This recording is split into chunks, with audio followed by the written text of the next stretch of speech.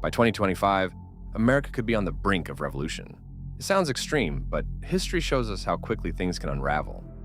In 1789, the French people rose up against their king, fueled by hunger and injustice.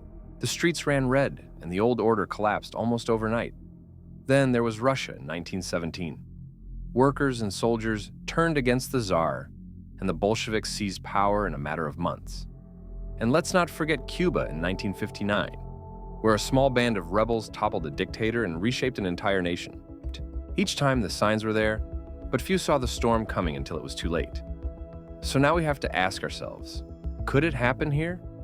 History has a funny way of repeating itself. And there's this pattern that's popped up 3 times in the last 250 years. 3 major governments toppled in ways that feel almost eerily similar. It starts with France in 1789, where the people had just had enough of the monarchy's excesses and inequality. The revolution there wasn't just a riot, it was a full-blown upheaval that changed everything. Fast forward to 1917, and you've got Russia, where the workers and peasants rose up against the Tsar, fed up with poverty and war.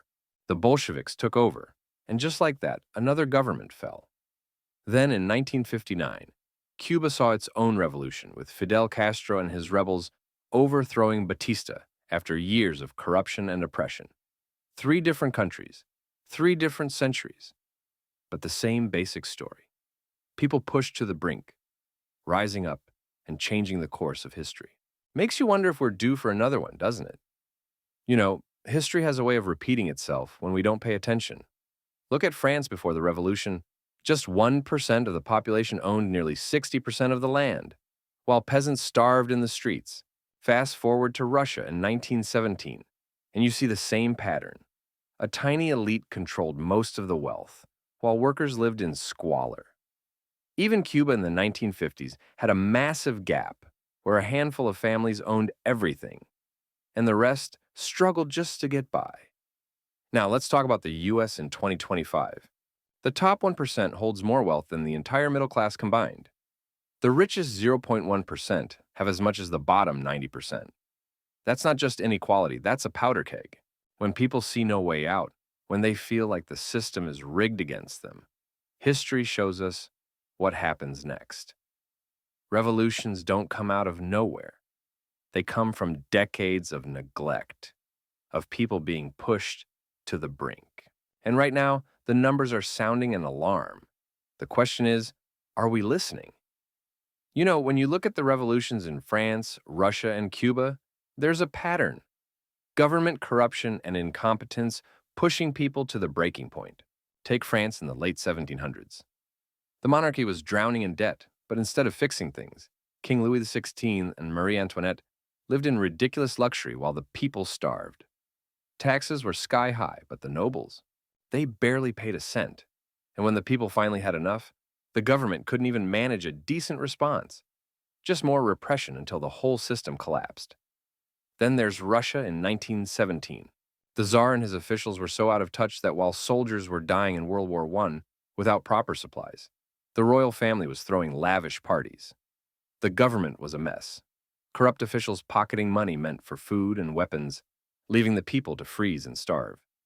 When protests started, the Tsar's response was to send in troops, but even they turned against him. That's how bad it got. In Cuba? By the 1950s, Batista's government was basically a playground for the rich and powerful.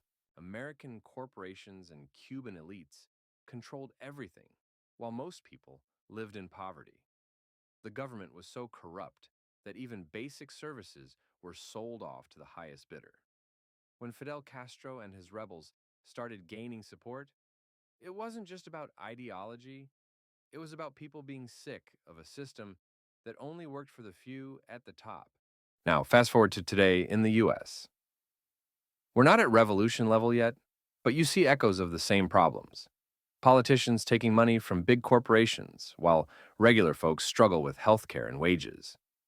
Government agencies that can't seem to get anything done efficiently, whether it's infrastructure or disaster response. And when people protest, sometimes it feels like the response is more about control than actually fixing the issues. History shows us that when governments fail the people, change comes, one way or another. The question is, what will it take for things to really improve? There's a pattern here. one that's played out over and over in history. When the middle class gets squeezed, when wages stagnate, costs rise, and opportunities vanish, people don't just accept it, they get angry. And that anger? It's the kindling for revolution. Look at the US right now. The middle class used to be the backbone of the country, but it's shrinking fast. Back in the 1970s, about 60% of Americans were solidly middle class. Today, that number's dropped to around 50%. Meanwhile, the rich keep getting richer and the poor keep getting poorer. It's not just numbers, it's people's lives.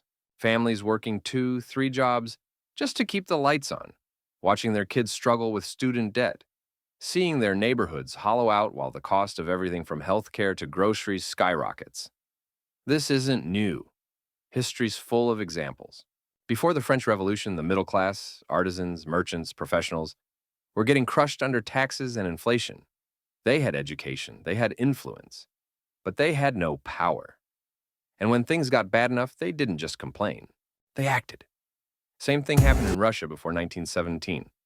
The middle class, what there was of it, was collapsing under the weight of war and economic chaos. People who'd once had stability were suddenly desperate, and desperation changes everything. When the middle class starts to disappear, when people who played by the rules realize the game's rigged, they stop believing in the system. And that's when things get dangerous. Not just for them, but for everyone in charge. Because a radicalized middle class doesn't just want change, it demands it. And history shows us that demand doesn't stay quiet for long. There's this moment in history where things start to shift, not with a bang, but with a slow, quiet unraveling. It's when people look at the institutions they've always relied on, the government, the courts, the media, and realize they don't trust them anymore. And that's not just some abstract idea. It's happening right now. Surveys show trust in U.S. institutions has been dropping for years.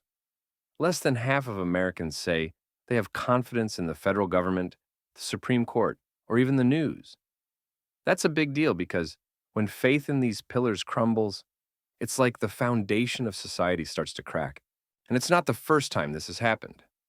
Look back at the French Revolution. People lost faith in the monarchy, the church, the whole system.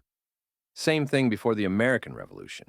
When institutions fail to deliver, when they seem corrupt or indifferent, people start asking, why should we keep playing by these rules? That's the dangerous part. Because once that question takes hold, it's hard to put the lid back on. Revolutions don't start with riots. They start with doubt. And right now, that doubt is growing. Revolutionary movements don't just appear out of nowhere. They grow when people feel like the system isn't working for them, when the promises of fairness and opportunity ring hollow. That's when the call for justice and a better future starts to resonate, not just with a few, but with the masses. It's a pattern we've seen time and again. Take the rise of extremism in the U.S. On the left, movements like Antifa and some factions of the progressive left argue that the system is so broken, so corrupt, that only radical change can fix it. They see inequality, police brutality, and corporate greed as symptoms of a deeper rot. For them, the answer isn't reform, it's revolution. They rally around ideas of dismantling institutions, redistributing wealth, and upending the status quo. And when people feel like their voices aren't being heard, when they're desperate for change, those ideas start to gain traction. On the right, you've got groups like the Proud Boys or the Oath Keepers who believe the country is being stolen from them. They see cultural shifts, immigration, and progressive policies as threats to their way of life. Their revolution isn't about economic justice. It's about preserving what they see as the true America. They talk about taking back control, resisting tyranny, and defending their values by any means necessary. And just like on the left, when people feel like their concerns are being ignored, when they're afraid of losing what they have, those messages start to sound like the only solution. Both sides feed off the same frustration, the same sense that the system is rigged. The difference is in what they think justice looks like. But the pattern is the same. When people lose faith in the future, when they feel like the game is fixed against them, they start looking for something or someone to tear it all down. And that's when revolutionary movements take hold. Revolutions are often romanticized as moments of liberation, but history tells a different story. They usually start with high ideals freedom, justice, equality, but the reality is far messier. Take the French Revolution, for example. It began with the promise of liberty, equality, fraternity, but quickly spiraled into the reign of terror. Thousands were executed, and the revolution devoured its own leaders before culminating in Napoleon's dictatorship. Then, there's the Russian Revolution of 1917. The Bolsheviks overthrew the Tsar, only to replace his rule with a brutal regime that led to decades of oppression under Stalin. The revolution's promise of a workers' paradise turned into purges, famines, and a police state. Even the Iranian Revolution of 1979, which started as a movement against a corrupt monarchy, ended with an authoritarian theocracy that suppressed dissent and imposed harsh restrictions. The pattern is clear. Revolutions often replace one form of tyranny with another, leaving behind chaos and suffering in their wake. The dream of a better world gets lost in the bloodshed and power struggles that follow. In the years leading up to the French Revolution, the top 1% of society controlled nearly 20% of the wealth, while the poorest struggled just to afford bread. Fast forward to today, and the numbers are eerily similar. In 2025, the richest 1% of Americans hold more wealth than the entire middle class combined, and food insecurity is at its highest in decades. Before the Russian Revolution, the aristocracy lived in lavish palaces, while peasants worked grueling hours for pennies. Sound familiar? In the US now, CEOs make over 300 times what their average employee earns, and millions of workers juggle multiple jobs just to keep the lights on. And then there's Cuba. In the 1950s, a tiny elite owned most of the land and resources, leaving the majority in poverty. Today, the US sees a handful of billionaires owning as much as the bottom half of the population. The gap isn't just growing, it's widening at a pace that history tells us rarely ends well. Each of these societies reached a breaking point when inequality became too stark to ignore.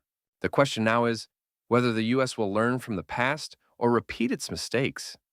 History shows that revolutions often result in outcomes worse than the original grievances. The chaos of upheaval can replace one flawed system with another, leaving people longing for the stability they once had. But it doesn't have to be that way. If we learn from the past, we can work toward change without repeating the same mistakes.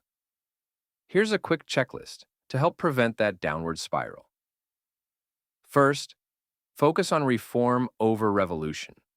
Push for gradual, meaningful change rather than total destruction. Second, build broad coalitions so no single group dominates the outcome. Third, prioritize education and dialogue to ensure everyone understands the goals and risks. Fourth, establish clear, ethical leadership to guide the process. And finally, always have a plan for what comes next, because tearing something down is easy, but building something better takes vision and effort. Change is possible, but it has to be smart, deliberate, and inclusive. Otherwise, we risk trading one set of problems for another. The story of the US isn't just about dates and events, it's about patterns, the kind that repeat if we don't pay attention. History shows us that progress isn't a straight line. It's a back and forth struggle, full of steps forward and setbacks. Take civil rights, for example. We've seen hard-won victories followed by periods where old divisions resurface, reminding us that equality isn't a one-time achievement, but something we have to keep fighting for. Then there's the economy. Time and again, we've seen booms followed by busts, often because we forget the lessons of the past. Greed and short-term thinking can blind us to the risks, just like in the lead-up to the Great Recession. But we've also seen resilience, how innovation and adaptability can pull us out of tough times. Politically, polarization isn't new, but the way it's playing out today feels different. The echo chambers of social media amplify divisions, making it harder to find common ground. Yet history also teaches us that compromise isn't weakness. It's how things actually get done. And let's not forget the power of ordinary people. Movements for change, from labor rights to climate action, start with individuals who refuse to accept the status quo. The lesson: progress happens when people show up, speak out, and demand better. So, what's the takeaway? The past isn't just a record, it's a guide. If we ignore its warnings, we're doomed to repeat the mistakes. But if we learn from it, we've got a shot at building something stronger. The trends we see today, whether it's inequality, political tension, or technological disruption, aren't new challenges. They're old ones in new packaging.